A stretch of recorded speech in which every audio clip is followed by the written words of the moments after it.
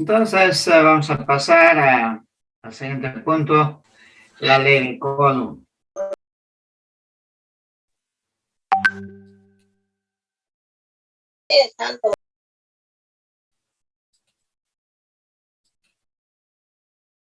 Bien, vaya, siguen sumándose más compañeros.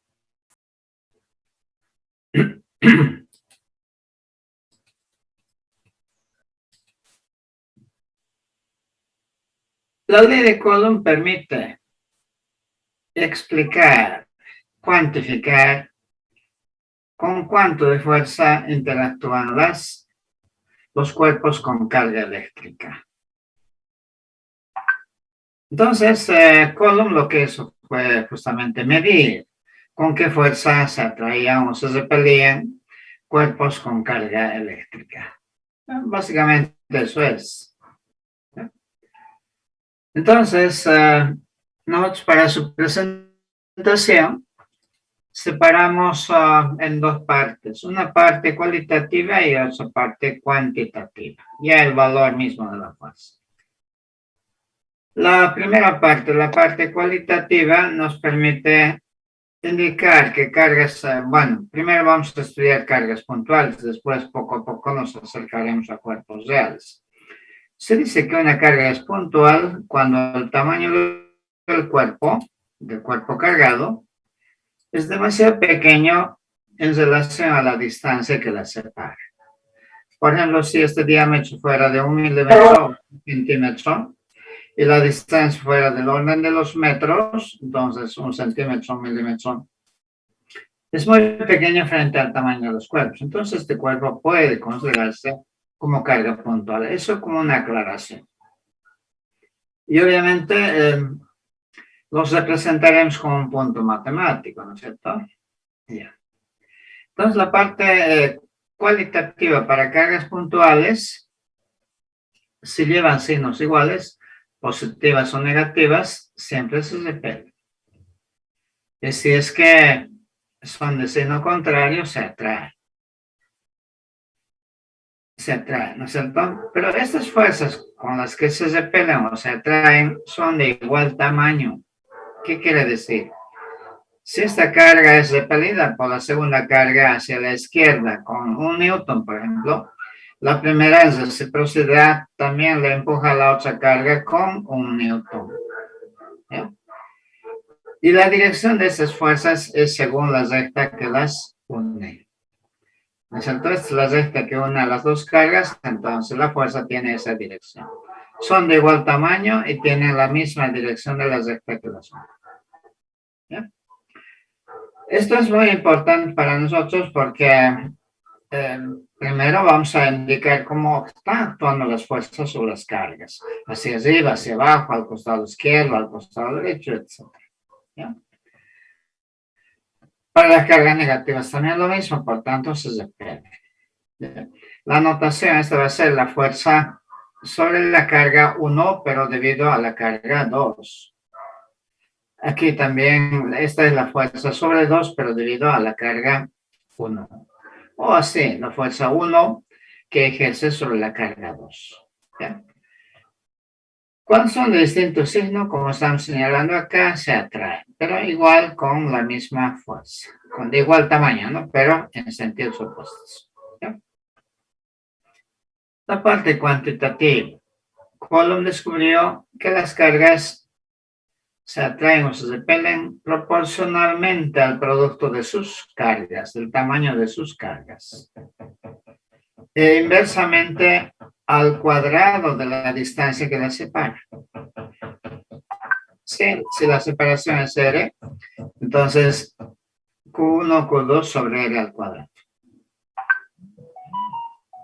Para igualar, recurrimos a una constante de proporcionalidad K mayúscula o minúscula, no importa, cuyo valor aproximadamente es 9 por 10 a la novena newton metro cuadrado sobre Coulomb al cuadrado. Esto en unidades internacionales. ¿Sí? Pero también, alternativamente, podemos encontrar que K exactamente es igual a 1 sobre 4 pi epsilon 0. Esta epsilon 0 se llama la permitividad del vacío o del espacio libre, si quiere. ¿Ya? Trabajar con esta cantidad o con esta otra cantidad, aunque no es exacto, es aproximado, creo que es 8,99, algo cercano a eso, da lo mismo al final. ¿Ya? Cuyo valor enseguida también vamos a dar de epsilon 0 es 8,85 por 10 a la menos 12 en unidades internacionales. De paso, reitero, de nuevo, solamente utilizamos nosotros en este capítulo y en toda la materia unidades del sistema internacional. Bien, eso es entonces en cuanto a la formulación de la ley de Coulomb. Consultas, por favor. La fuerza, por supuesto, es un vector y no podemos renunciar. Como estamos diciendo, la fuerza ya en desde física 2 saben que es un vector. Aquí esta es magnitud. El hecho de que sean iguales, estamos diciendo la fuerza que recibe la carga 1 debido a la carga 2 o la fuerza que recibe la carga 2 debido a la carga 1. Si quieren lo consideran a la inversa, la fuerza que recibe la carga 2 debido a la carga 1 es lo mismo, ¿cierto? En cantidad son iguales, solamente que difieren en dirección. ¿Ya? Bien, si no tenemos duda, pasamos a aplicarla. Nosotros no vamos a aplicar a problemas demasiado sencillos, como se hace en colegio. Dar dos cargas, la distancia que las separa, calcular. ¿No? Estaríamos engañándonos. Al final, pues es un honor para nosotros haber llegado a la universidad y tenemos que estar a ese nivel también. ¿Ya? Los problemas más sencillos, por tanto, son en el plano y los completos en el espacio. ¿Ya? Ejemplo, en los vértices de un triángulo rectángulo, de lados 30 centímetros y 40 centímetros se colocan 3 cargas puntuales. Calcular la fuerza resultante sobre la carga de 70 microcoulomb. Aquí lo que falta es como se muestra en la figura, ¿no es cierto? 3 cargas se colocan los vértices de un triángulo rectángulo, como se observa en la figura. Bueno, eso omitió, pero espero que... es que a veces no se da el diagrama, el esquema, y ustedes tienen que hacerlo, ¿no? Bien, este es el triángulo rectángulo.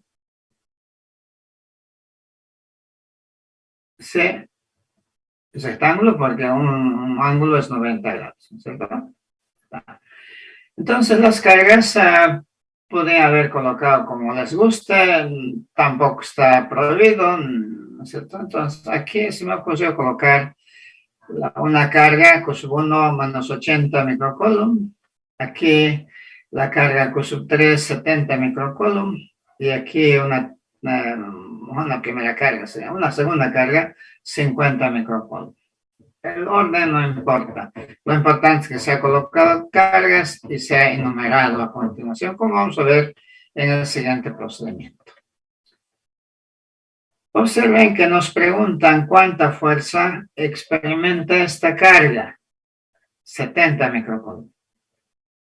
No es que no nos interese, lo vamos a tener en cuenta porque va a interactuar con esta carga, la carga 1 y 2, pero no nos interesa la fuerza sobre estas cargas, solo nos interesa sobre esta carga. Entonces, nuestra atención tiene que estar sobre esta carga. ¿Ya? Procedimiento. A falta de ninguna indicación, prefería anotar. Trazar el esquema. Ya estaba hecho eso, el triángulo ya estaba. Con las cargas allí colocadas en los vértices, lo que nosotros debemos hacer es enumerar dichas cargas. Podrían, si quieren, colocar 1, 3, 2, no importa el orden, lo importante es que hay que enumerar. 2. Situarse en la carga sobre situarse sobre la carga tendría que ser de interés. Aquí está invertido. ¿Ya? Nos interesa decir esta carga. Entonces, allí es donde hay que situarse y calcular las distancias a las demás cargas. Entonces, nos han dicho que tiene el lado 30 centímetros, no nos sirve 0,30, lo correcto.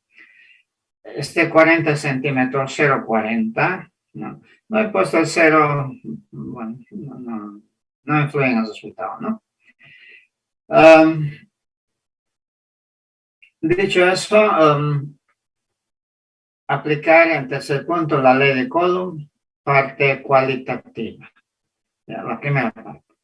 Miren, esta carga es positiva, esta carga es negativa. Por tanto, la carga 1 le ejerce sobre la carga 2 una fuerza hacia ella, atrae atractiva. ¿Sí? Esta también, por supuesto, que es atraída, pero sabemos, pero no me interesa, no me han pedido sobre esta carga, no anoto. ¿Ya? Pero también en su vecindario se encuentra la carga 2, que es positiva. Entonces le vas a repeler. ¿En qué dirección? En esta dirección, hacia arriba. Esta es la anotación. La fuerza sobre la carga 3 debido a la carga 2. ¿Ya? Bien, eso es lo que dice el paso 4, la parte cualitativa. Ahora pasamos a la parte cuantitativa.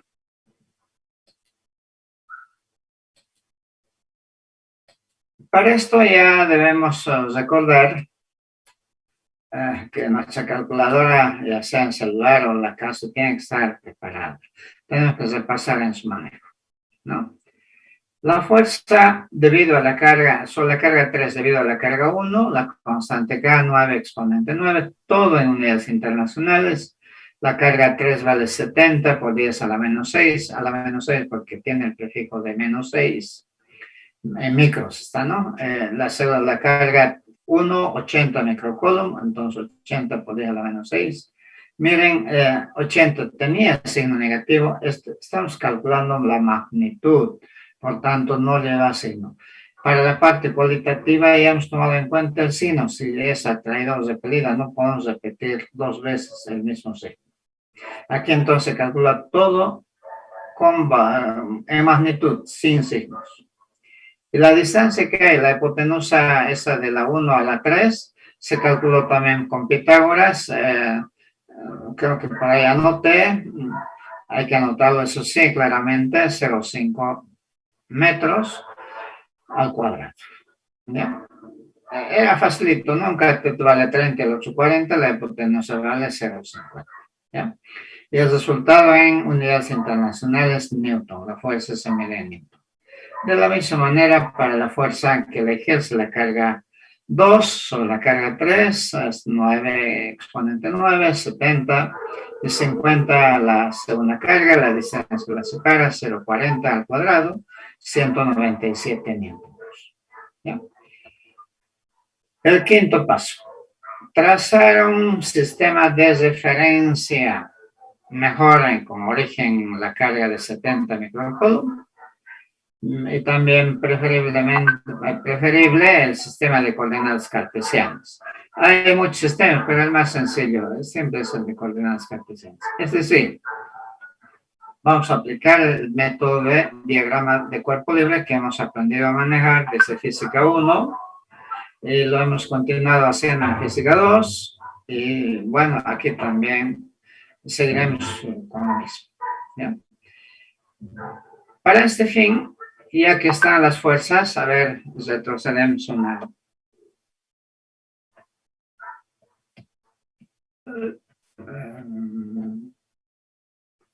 Me permite retroceder. Voy a.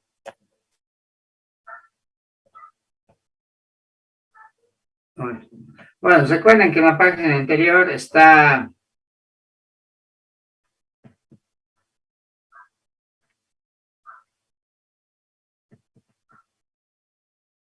está al lado de la figura un esquemita, ya está el diagrama de cuerpo libre. Lo que falta para la fuerza 3-1 es la dirección, está inclinada. Y la dirección se ha calculado a partir del triángulo, observando que el ángulo alfa es su dirección.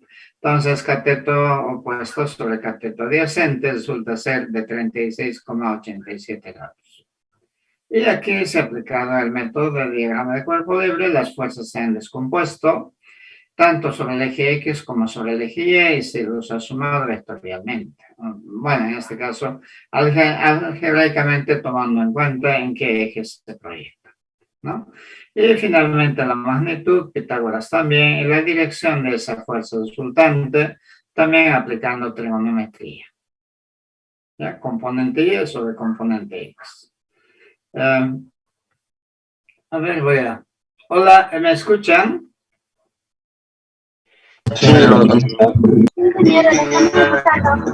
No, no puedes regresar a la anterior página, pero está el esquema dibujado. A ese esquema nos estamos refiriendo y todos los cálculos están referidos a dicho esquema.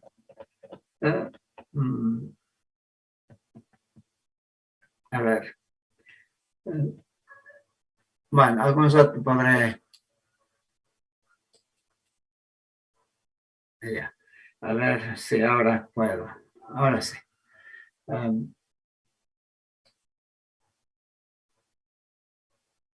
Estamos aquí. Me refiero a este diagrama. En este punto C, miren, se ha trazado un eje de coordenadas cartesianas, el eje X, el eje y allí se ha trasladado las fuerzas 3,2 y la fuerza 3,1. Este ángulo, no sé, y debo saberlo porque esta fuerza no tiene dirección X ni Y. Entonces debo descomponer tanto sobre el eje X como también sobre el eje Y. Pero este ángulo alfa es el mismo que este. ¿Sí?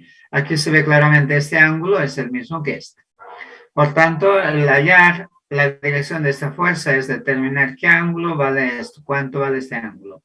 Y tangente de este ángulo es cateto opuesto sobre cateto adyacente. Pero lo mismo podría aplicar coseno, sería 0,40 sobre 0,50 y arco coseno, o seno también, cateto opuesto sobre la hipotenusa. No importa cualquier función ustedes apliquen, lo importante es que sepan determinar la dirección de este vector y por tanto tener presente estos componentes. Como es componente horizontal, cateto adyacente será f31 por coseno de alfa y este componente f31 por seno de alfa. Pero como esta proyección está sobre el eje negativo de y, entonces menos, ¿cierto? Cambia este únicamente más, pero pues sobre el eje y hay esta fuerza positiva y hay esta fuerza, este componente negativo. Y eso es lo que está acá. Determinado el ángulo, F de la fuerza total sobre la carga 3 en su componente X, F31 coseno alfa. Es la única, no hay más. En cambio, en componente Y hay un vector positivo hacia arriba y un componente Y negativo hacia abajo, esta de la carga 3,1. Y calculamos también cuánto valen sus valores, reemplazando la magnitud en F31, F32, seno de alfa y coseno de alfa también con este ángulo.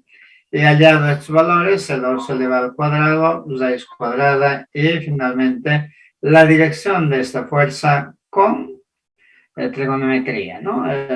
Los vectores así nos enseñan, ¿no? La dirección de este vector es componente Y sobre componente X. Eso es lo que se ha aplicado. Miren.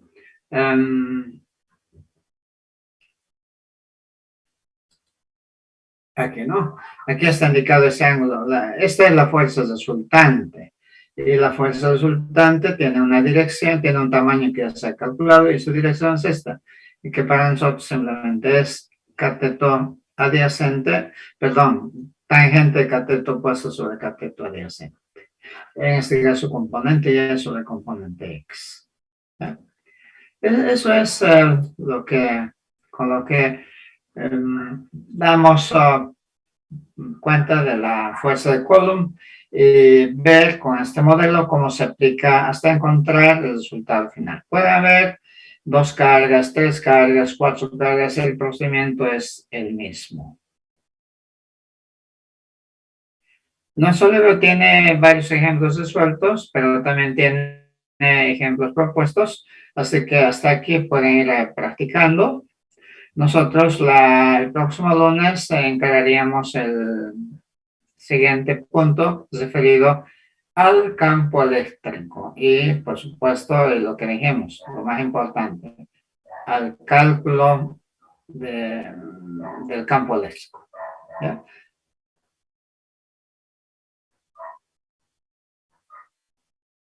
Jóvenes, consultas finales por esta tarde o para esta tarde.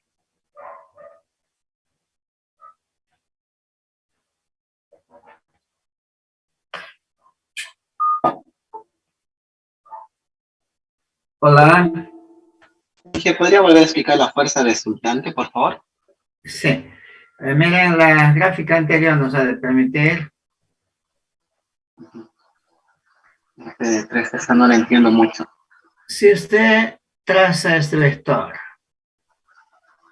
¿no es cierto? Aquí, y traza este vector, si se puede aquí mismo, ¿no? Pero mejor es a partir, digamos. Pero con la práctica usted no va a necesitar así, hacer aparte, no, aquí nomás, elegí X, elegí Y, ¿no? Entonces, ¿cómo se calcula la resultante? Digamos el método del paralelogramo. Copio a continuación este vector así, y desde el origen, ¿no es cierto? Este sería la resultante, gráficamente. ¿Ya? Más o menos como está acá. ¿Ya? Pero ¿cuánto vale? ¿Cuánto vale? Para eso, lo que nosotros vamos a encontrar mediante el método de diagrama de cuerpo libre es descomponer cada vector en las direcciones X y Y. Este no se quiere descomponer porque ya está su eje Y solamente. En cambio, este sí tiene que ser descompuesto. Horizontal, o sea, X y también Y. Su componente X es positivo, su componente Y es negativo.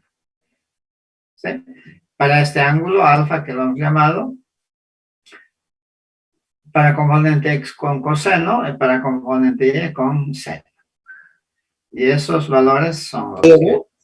Mira, estos sinvergüenza haciendo fila por 3 de la boca. Y aparte que me caliente el aire. Sí, es lo que tenemos acá. Aparte que me caliente la... ¿Se acuerda de Pitágoras aplicado a los vectores? Componente X al cuadrado más componente Y al cuadrado para hallar la resultante. Eso mismo. Si hubiera 3 componentes, más componente Z también al cuadrado serían, ¿no? Pero nosotros vamos a procurar trabajar en el plano para que no se requiera la proyección, la perspectiva, digamos, en los esquemas, sino en 2 dimensiones la pizarra, en este caso la pantalla, no es suficiente. Muchas gracias, ingeniero, ya lo entendí. Ya, perfecto, ya. Gracias. Entonces, el lunes nos volvemos a ver ya con el campo eléctrico. Si tienen dificultades con este ejemplo o con otros ejemplos del libro siempre de Serway, me lo dicen más por WhatsApp y vamos a ir trabajando. Lo importante es empezar a trabajar. Y desempolven también su calculadora para hacer esquemas. Si el pulso no es muy firme, pues pequeñas regletas con colores, vayan ejercitando porque en el examen ustedes tienen que hacer sus propios esquemas. Estos trazos tienen que hacer ustedes, ¿no? Yo no conozco desarrollo así mental tan fabulosa sin acudir a esquemas. Pero debe haber seguramente alguien que hace eso, ¿no? Yo siempre trabajo con esquemas y a mis alumnos también les invito, no les puedo obligar, pero les invito a que trabajen de esa manera para que todo sea transparente, todo sea claro. Y de tal manera que en el examen también ustedes digan, no, yo he hecho este trabajo, en esto me he basado para llegar a este resultado, y mejor habituarnos de principio. ¿Ya?